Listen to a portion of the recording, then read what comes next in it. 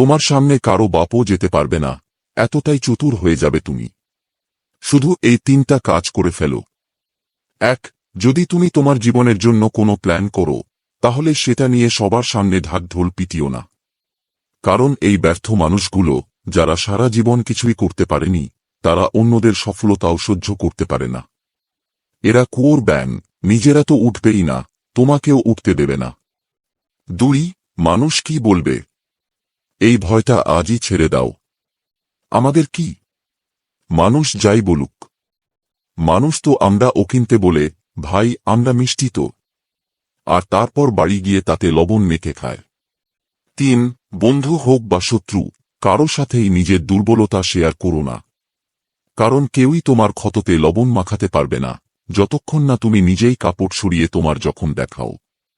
এখনই তোমার মোবাইলের প্রথম ইমোজি কমেন্ট করো আর আমাকে সাবস্ক্রাইব করে নাও। আমি সব সময় তোমাকে সঠিক পথ দেখাবো।